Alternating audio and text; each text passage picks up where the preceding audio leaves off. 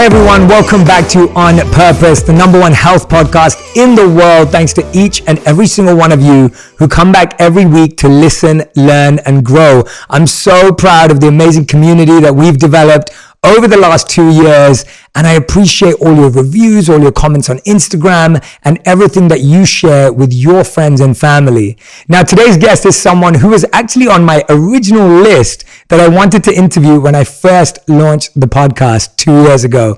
I've been a big fan of hers throughout her whole career and all the different transitions that she's been through. I'm speaking about none other than Jessica Alba. Jessica, thank you so much for joining the podcast today and for doing this with me. I'm genuinely so happy to be with you.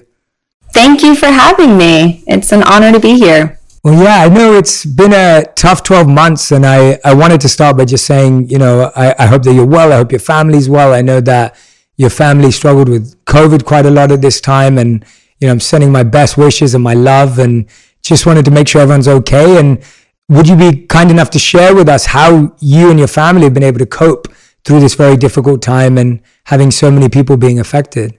I basically got it from being in a small juice shop and there was one other person in there that was sick, obviously. And so that's how I got it. And I was one of those fortunate cases where it wasn't, severe symptoms, truly isolating and being careful and wearing a mask really does keep other people safe. And even in my own home, that was the case. You have to wear a mask around, especially elderly people, and you just have to be safe, and you just have to get vaccinated. So it's not worth it, I can say, just based off of what happened to my family. It's just not worth it. And if you can get vaccinated, I highly recommend it, just to in any way keep yourself from getting as sick as people did in my family. Yeah, well, we're sending our prayers and love to you, Jessica, and everyone in your family, and everyone Thank you. Who's listening and watching who also lost someone during this time. And, I've shared some of my stories on the podcast of people that I lost as well. So thank you for sharing that really important message, Jessica, as well from your experience. You've played so many roles in your life. You're an actor, you're an entrepreneur, you're a mother, you're a family person. You play so many roles. What I'm interested in is which one of these roles has created the greatest growth and development in your life? Which role has had the biggest impact on you as an individual, Jessica? I would say all of it, right? Every stage of my life, I feel like I've always had, I think you have to have the mindset or the mental for, wanting to evolve and wanting to get better. And I think I was just born with that, right? And I also was pretty early on, I had a consciousness about purpose and this feeling that, we're all here for a reason. Life is precious, and at any moment, right, it can go, or you're here. And so what are you going to do with the life that you're given, the opportunity to live? So as far back as I had any sort of real understanding of myself and a consciousness, I felt like I had a purpose. I didn't know what it was. I came from very simple, humble family, and what I've done in my life and what I've achieved was in no way, shape, or form given to me, handed to me. I mean, I think if anything, there was nothing but blocks and challenges and walls and reasons why I shouldn't dream or even have the audacity to think that I could become anything. Every stage of every piece of my life, I feel like I'm always looking to be better and do better. So when I actually got the opportunity to be an actress at the age of 12, and I started working on a regular basis, I would, I prayed a lot, whether it's God or spirit or whatever it is that people pray to. I felt like if I could just channel, I want to do good. I know I'm here to do good. I'm not sure what that end goal is, but I promise that if I get any breakthrough, I will do good with my success. And I always attributed success with being able to do good. And then when I became a mom, that really my sense of self, and I would say my insecurities as a person, over silly things, really sort of kept me, I think, from fully realizing my potential before I became a mom. But when I became a mom, those insecurities sort of went away. And I think it unlocked a piece. And then having a successful business also unlocked another piece. For me, that is such a beautiful foundation to start anything from, because it's so open. I think often we start thinking that a purpose is something specific and it's dialed in and it's focused and there's a clear goal. And often that can actually take us away from that innocence and that joy and that impact. Where do you think that came from for you? Was it your parenting? Was it something you experienced as a child? Where did that intention to do something good come from, and that desire to have a positive impact come from? I think because it was such a struggle and so hard for my parents. They were young when they had me, and every day was a very kind of tumultuous environment, just because they were in survival mode every day, struggling to get by.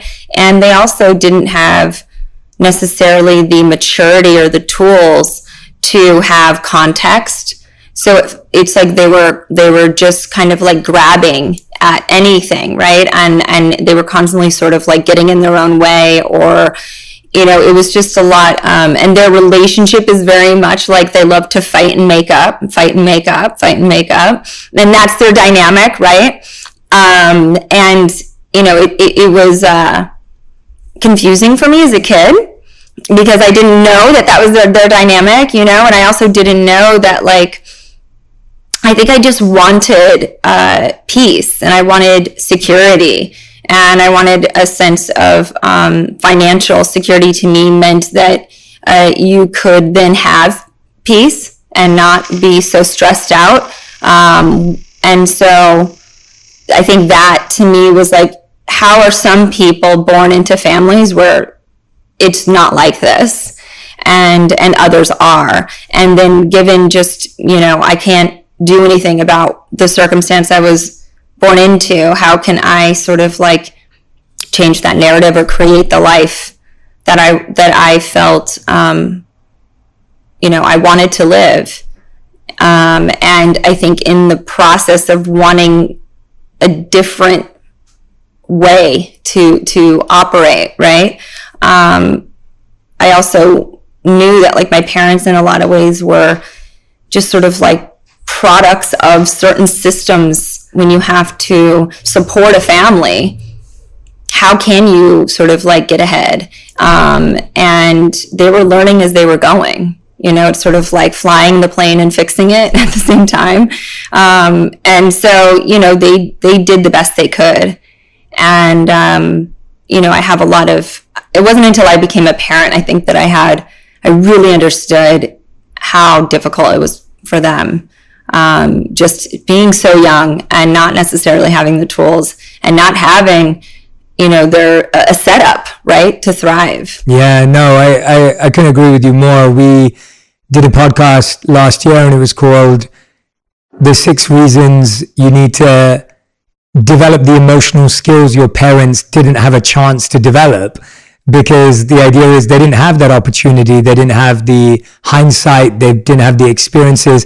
Do you find that as being a parent that you're able now to show your children like this balanced view of peace and obviously anxiety and stress and pressure and all the incredible things that you're achieving because you're a high performer, you're extremely busy? Are you kind of having that conversation with them so that they understand you a bit more? Tell us a bit about that. Yeah, there's definitely a wokeness or a self-awareness that happens when people, it's like before it was only the select few that get to be global citizens, where now, because of, access that people have to information. We all are global citizens. There is access to so much information about how to do things better and be more effective, be happier, right? And so, you know, like this podcast, right? There wasn't this podcast when my parents were, you know, young. We live now in a culture where so much of the stuff that just wasn't sort of serving humanity has been broken down. And there's this generation that's sort of thinking through, like, I guess sort of like, yes, we built these civilizations based off of like necessity, a lot of these things that are power and ego driven, right? But now we're in a place where it's more about compassion, mindfulness, right? Openness, and that's how we're going to thrive and you know, continue to thrive as a human race. And so I think, you know, for my kids, I try to exemplify whatever that is, and at the same time, you know, they are very aware of my faults, right? They're very aware that I, you know, get stressed and I, you know, get irritable and I don't sleep enough and all of those things. But you know, we have a dialogue about it, and you know, I try to create a space of compassion, obviously for them, but also, you know, just for them to sort of like know that I'm at least trying, you know. It's a wonderful thing. I think if children know that you're trying, like you said, kids are so self-aware. I don't have children yet with my wife, but we plan on having them, and I can only look at it from seeing my friends or having been a child myself, and always wondering, like, you know, kids are so aware, but if you make them a part of the dialogue and they feel like you're honest with them and everything that you just mentioned, I think that creates it creates a healthier, honest space and an open space rather than an unhealthy environment where there seems to be too much hierarchy or too much control or too much limitation. You said creating an environment of compassion. I think, you know, for children to grow up in an environment where they can be compassionate on themselves too, I think that is such a brilliant energy to grow up around. I wonder, Jessica, when you were going through transitions, because when I look at your work and your career and your journey and your purpose, there have been so many transitions along the way. Which transition made you feel the most insecure, a sense of imposter syndrome? I feel these are things that people struggle with that so much today. People are, you know, everyone's trying to, I think everyone's been trying to switch their career. They're trying to become something they didn't train to be there. And I feel like you'd have some really good words of advice. That's the story of my life. I felt like I had imposter syndrome always, in everything, at every stage. From like, you know, going to school with kids who when we got out of the military, when I was 9, we moved into my grandparents' house, and it was like a predominantly white, you know, middle class suburb. And there just weren't people that looked like us. You know, we were living in my grandparents' house. That was like a very different circumstance than most people. Most people had like, you know, domestic help, and they had like all the things, and their parents had, you know, these established careers and were a little bit older, and they were, you know, mostly white.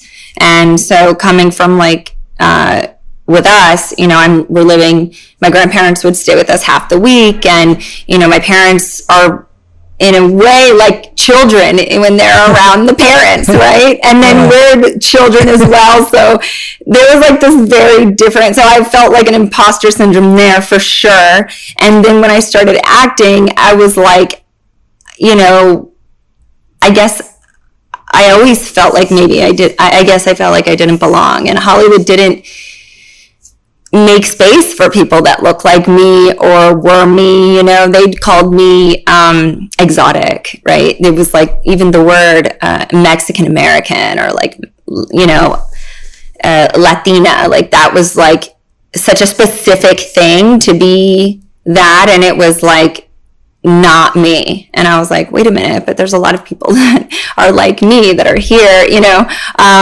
in this country, but it's just Hollywood didn't recognize it. And so I didn't even have a place in Hollywood. And I remember twice presenting at the Oscars, and I just felt so uncomfortable backstage. I was like, I just want to get up. I just want to do the thing. And I just want to leave.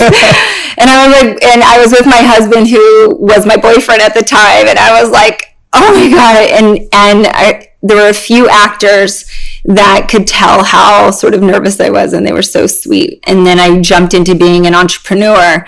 And again, I'm in rooms where I'm the only woman. I've never done this before. Everyone has fancy degrees from business schools and Ivy Leagues. And I've, never had a desk job, didn't do any of that. I got my GED, and I, started working so young. And so I'm sitting here,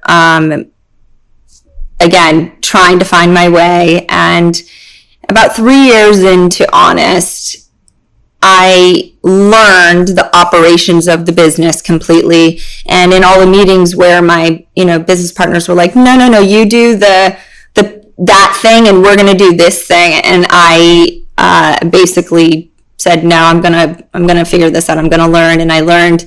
And then I challenged them stuff that didn't make sense. And then I was like, you know what? Maybe I do belong, and maybe I am smart, and maybe I do deserve to be here.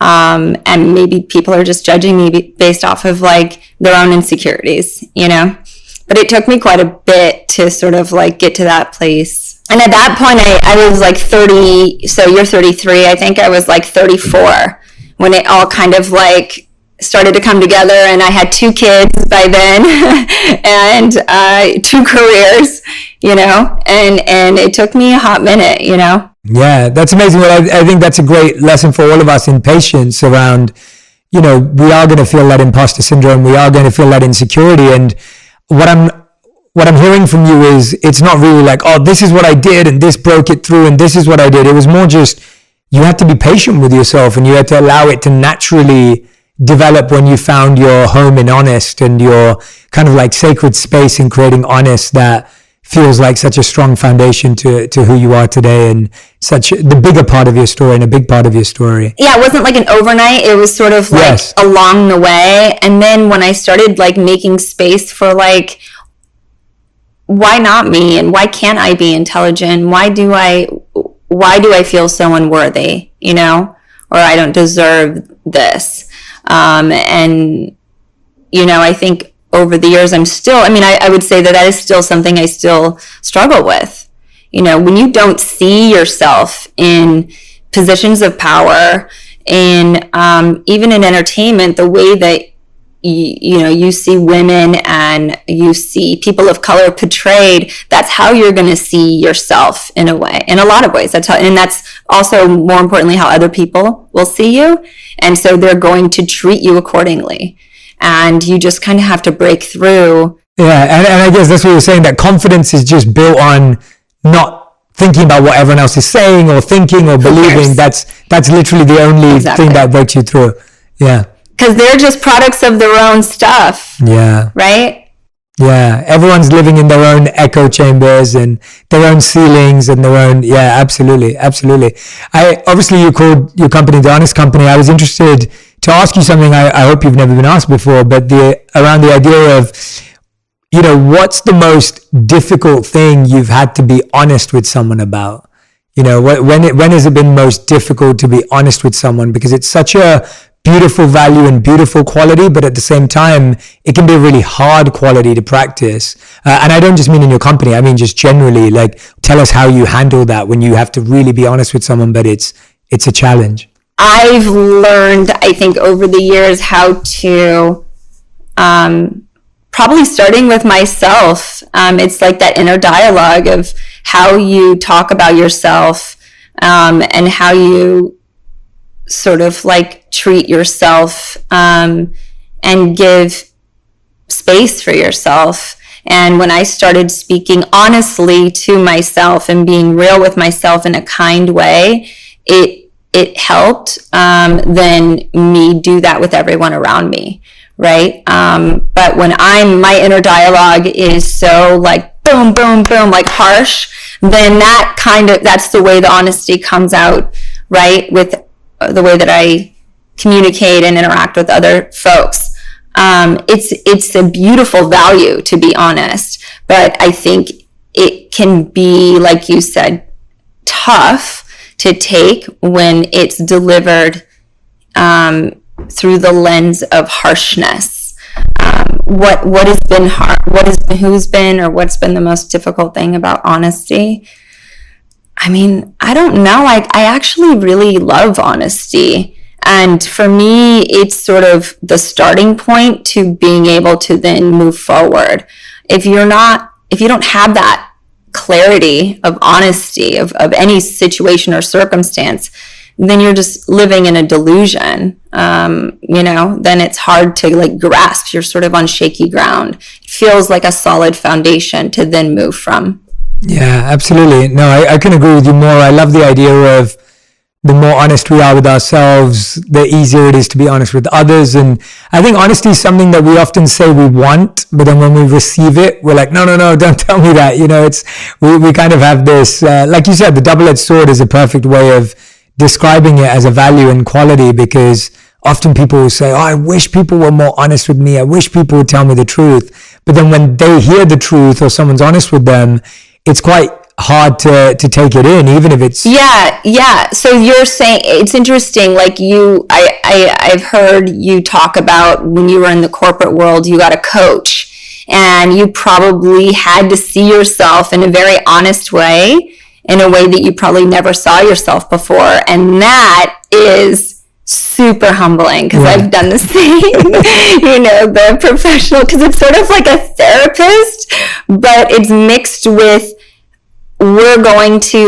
therapy sometimes feels like it's an endless sort of winding road and This is like therapy with a goal. Coaching in the corporate world is definitely more forward facing. It's more building, it's more development, and it's taking you somewhere. And I've always been grateful to surround myself with coaches and experts and mentors in specific areas, so that they can be honest with me with the area that they are knowledgeable in or have wisdom and experience in.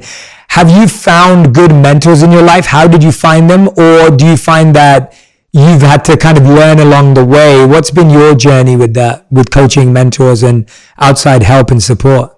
It's weird, like when I put the energy out there that I'm open to learn, and I have like an awareness of like something that needs to be worked on, it's like the universe brings them in. They bring in the people or the circumstances or the relationships or the conversations, right? And it's not just one thing, it's sort of multiple things, right? It could be like a pattern that my daughter and I are having. And then it's also like I have a conversation with a friend who's, going through an illness, and it hits it there again. And then I go to the doctor, and my doctor brings up the same thing, and you're just like, okay, the dots are connecting. The spirit guides are coming in and helping me here. Whatever that is, God, spirit. And so I think, if you're open to being better and evolving, the universe will align to bring you all of those teachers, right? And I think there's also like, you talk about meditation, but there's also whatever that meditation is for someone, just to like give yourself the space to sort of like sit and try to focus on that, on sort of like the stillness, which is very hard for, I think, type A people to like be still. Well, you sound like from what you're sharing, you sound completely like a spiritual type A person, in a good way, in a good way. And, I can hear that, while you've been speaking, the language you use just so naturally flows between spirit and strategy and effort and energy. Like, it's like you're in between both of those. Like, you've used words and language from both a spiritual and a strategic sense. And I wonder where that, being that little girl at 12 years old who was praying and didn't know even what to, and saying, oh, I hope I can do good in the world. Like, now that you've seen the universe, God, whatever you want to call it, reciprocate with you, and you felt that, how much more strength does that give you in that process? I want to hear a bit about maybe that spiritual side that you shared earlier on. When you've seen that being returned in you trying to do good, how does that feel? It sort of like reassures me that like the journey is real, in those sort of like trusting my gut and having it's sort of like putting in the work. Then when the opportunities arise, you can then be there and be ready for it, but you have to put in the work and prepare. And so I think I was so focused on putting in the work, and I never knew. I was like, are the opportunities ever going to arise? Who knows? But it's true that when you put in the work and you're trying, you will get those opportunities to progress, and doors will open if you're being honest with yourself, right? And being authentic. And so for me, I think before it was sort of like, I think this is it. I think this is how this works. Where now I'm like, I know this is how this works. So then it gives me sort of peace of mind that also it doesn't have to be such a grind and such a struggle. And my world used to be very black and white, and I live much more in the gray area now. And where I was like all or nothing, I'm trying to be a bit more soft in my approach, and more of a warm hug than a strong punch, which is what I used to be. Yeah, and do you think that's natural in like the journey of like building something to then having built something successful, of course?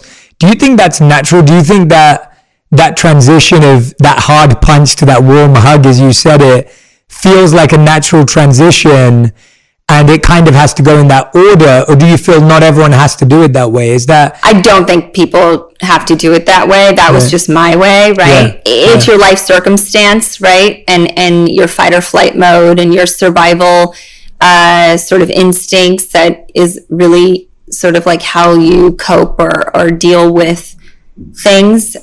I appreciate what got me here, but I know it's not going to take me to that next stage. And I don't think everyone's journey is the same. But I do think that anyone who seeks to be successful in life has to have relentless perseverance. As someone who's so energetically focused, as someone who's so present with yourself and what you're creating and the energy you want to put out, what do you think are some of the things that you want the people around you to gain from you, learn from you, whether it's your children, whether the people that work with you on a day-to-day basis? What are some of the exchanges and values that you're hoping that you can give out to people? I don't know. I feel like I'm not there yet. I actually, listening to you and you, let's put it this way. I feel uncomfortable even saying that I have fans.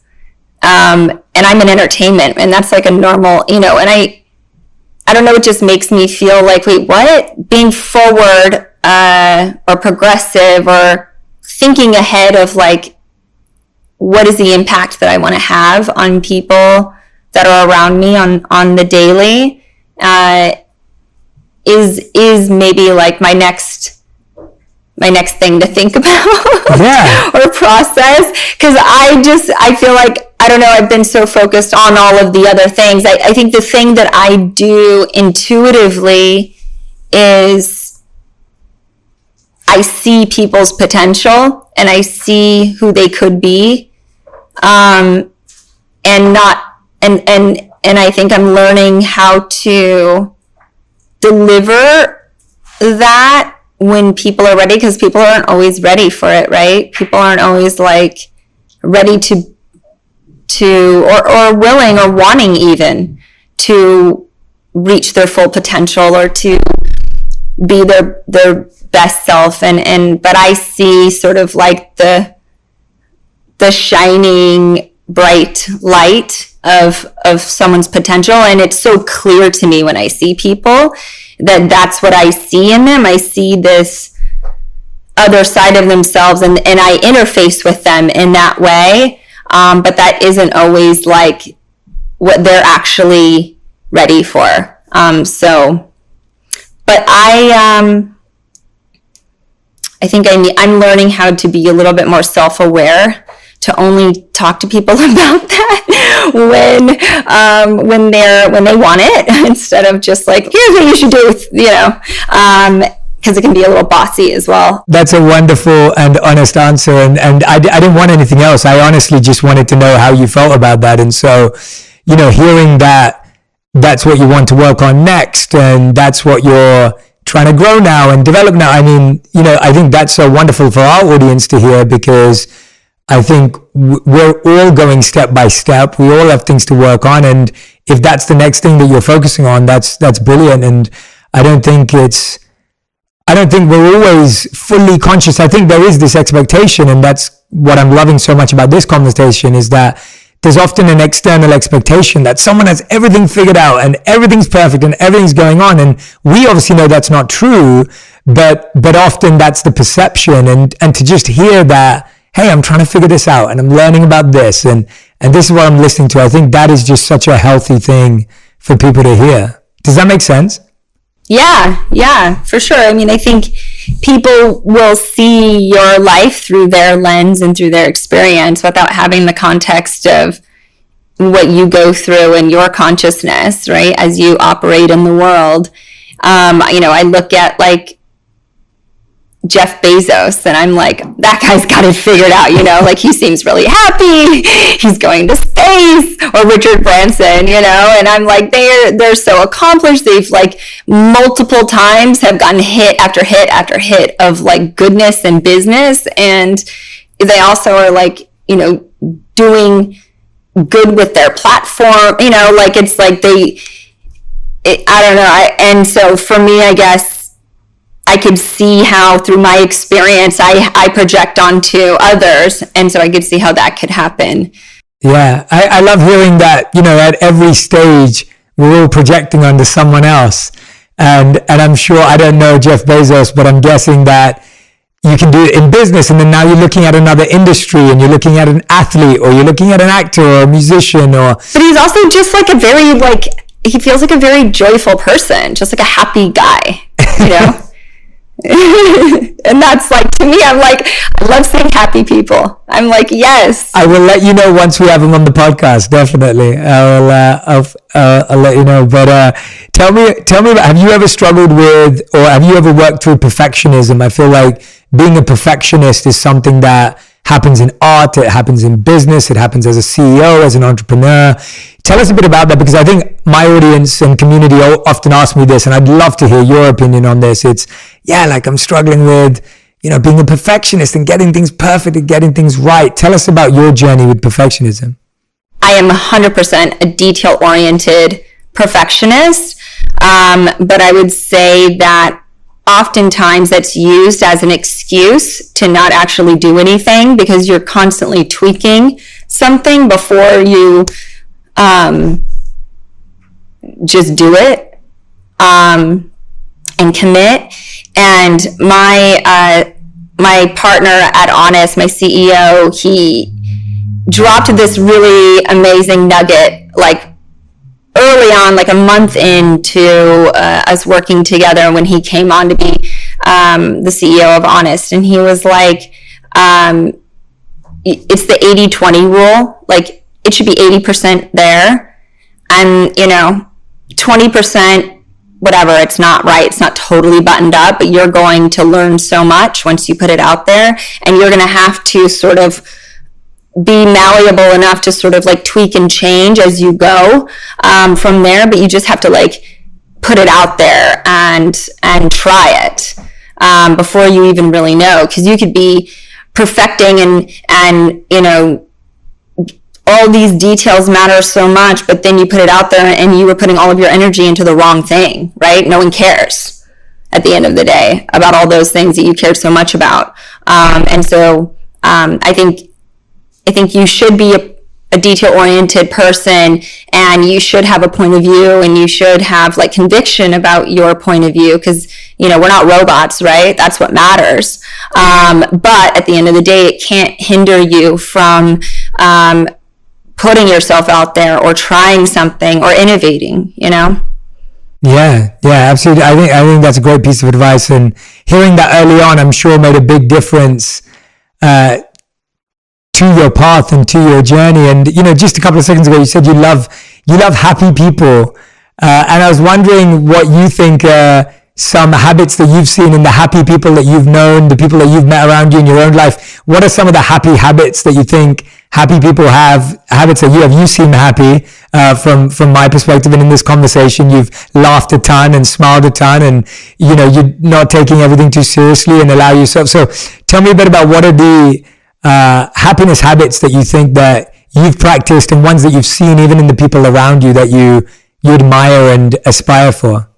Yeah, it's interesting. Like, to me, happiness is more like it looks like a glow, like an energy. It's more of like an energy, for me, association. Like, children are very, they're like these bubbles of light. They just sort of like, you can see these little like light auras. You can see their aura, just these like golden bright white lights of you can see that happiness, right? And you can feel when someone is just like cool with themselves and just happy, and they emit this positive energy. We're all energy, right? That's science, right? We're all negative and positive energy, but if you are putting more positive, that's what's going to emit from you, your sort of energy field, right?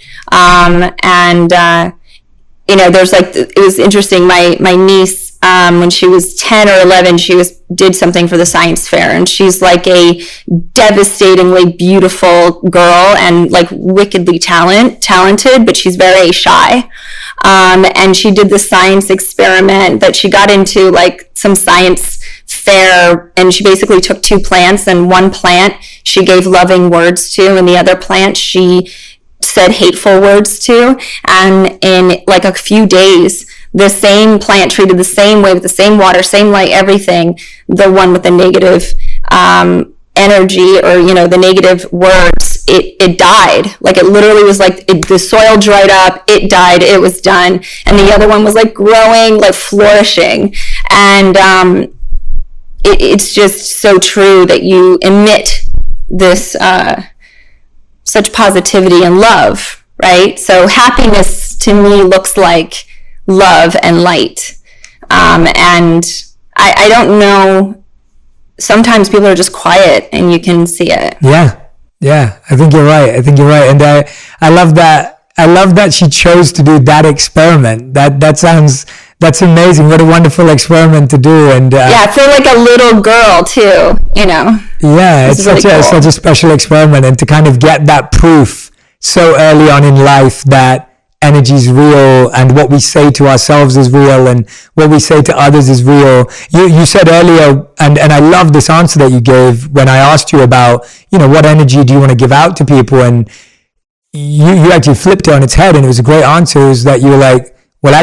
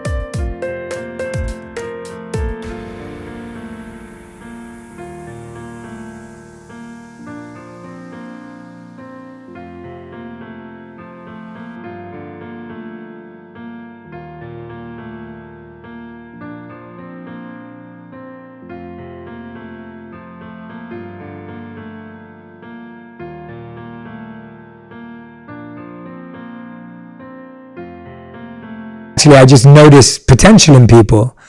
And I was wondering, when you see someone who you see potential in, but they don't see potential in themselves, how do you respond to that? I'm sure you meet people like that all the time, where you see that. I used to be relentless about pushing people towards it, and they then built up a sort of defense with me because it was like they weren't ready for it. And so I've learned over the years to maybe keep it to myself and kind of like nudge people and more like ask questions and let them come to it themselves. Because like the more they feel like it was their idea and you just sort of like serve up the prompts for them to sort of think about it and reflect on it.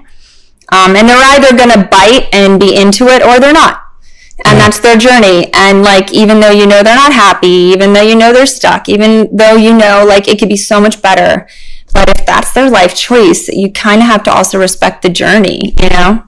Yeah, definitely. You've said a few times, another pattern that I'm hearing is, you know, and I really appreciate it, is your approach to like just not forcing people to change, or not judging someone, or not making someone feel like you're preaching to them or teaching them or coaching them. Like, I can see that from your approach. That's not how you think about it. And you really want people to come to things at their own time and in their own pace, and even in their own way, that it's their idea, as you just said. Is that something you think you've experienced as well, and that's why you believe in it so much? Or is it something that, or is that something that you saw because maybe you were quite preached to and taught and judged and coached, and you realized that people didn't respond to that so much? I think it was more of like me learning how people, like I was like, who are the people who I've seen potential in, and they've like sort of, they break through and they actually like move in that direction. And then I see potential in others and they're like, no. And so I guess it's just being mindful of maybe it's my kids. I think my kids have taught me a lot about that. The more I tell them something, the more they resist and they look at it as parenting, and I'm just bossing them around. And my honor even told me last night, it was so annoying, and over like something so stupid. Anyway, you know, she wants to redo her room, and I'm like, cool. So I'm like, Pinterest board, like, show me your inspo. And she was like, am I...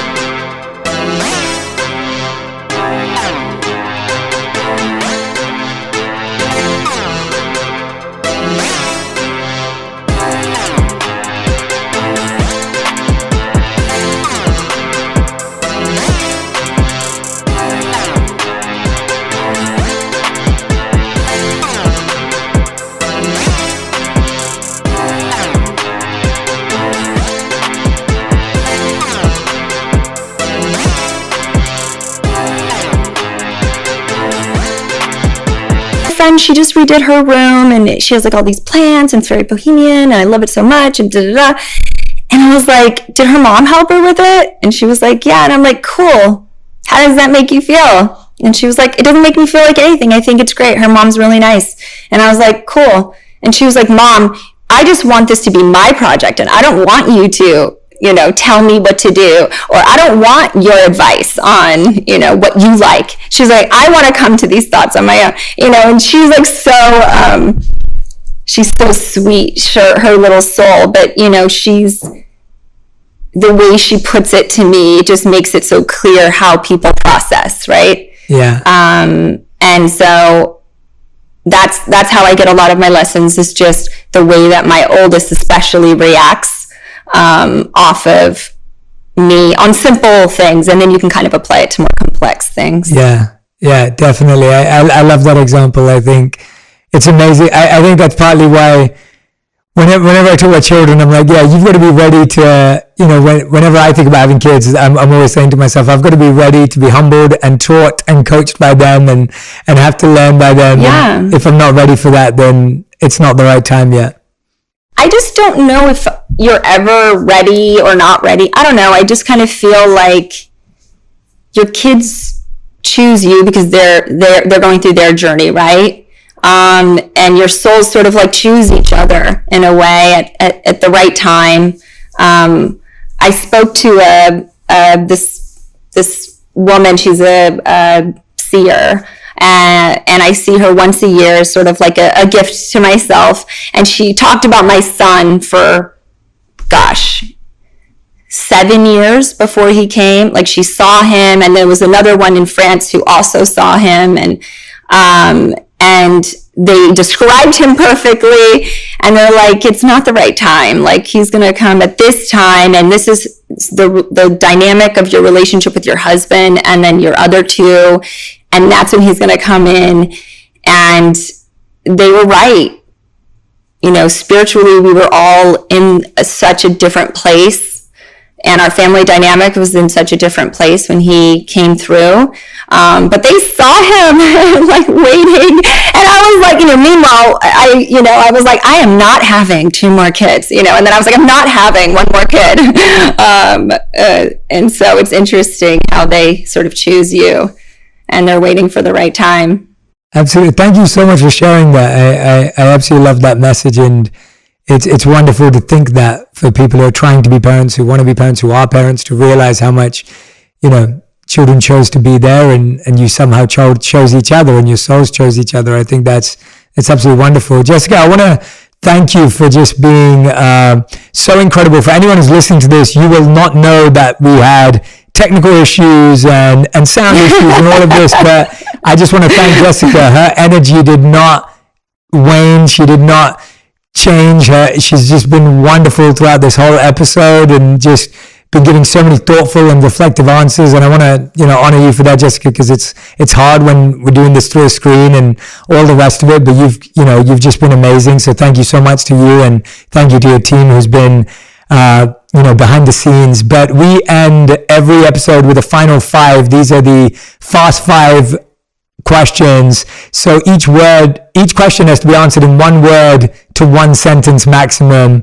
And so, Jessica, Alba, these are your fast 5. Are you ready? Mm-hmm. Okay, awesome. The first question is, what is the best advice you've ever received? Patience. What is the worst advice you have ever received? It can be more than 1 word. It can be a sentence. The worst advice is that you can't do it. Of course you can. Yeah. Love that. Question number 3, your current purpose in life, the way you see it right now, the way you see what you're doing right now and why you're doing it. To channel light. Okay, question number 4, what's the first thing you do when you wake up in the morning and the last thing you do just before you go to bed? Check my calendar. True. Good answer. Both. Yeah, both. It's a great answer. And question number 5, the last question I'm going to put you through the pain of answering is, if you could create 1 law that everyone in the world had to follow, what would it be? Compassion. Everyone has to be compassionate. Love that. Beautiful. Jessica, Alba, everyone. Thank you so much, Jessica, for sharing your wonderful, abundant energy. I'm so glad that this conversation went off in so many wonderfully spiritual directions, energy-based conversations. I'm really, really happy and thankful for your time. I really do hope we get to connect in person one day without all of the challenges of being digitally connected. But a big, big thank you to you. If you've been listening or watching wherever you are in the world right now, please make sure that you share your biggest insights on Instagram. Tag me and Jessica as well. We'd love to see what resonated with you, what wisdom is going to stay with you, and what you're going to try and practice this week. Thank you for tuning in again, and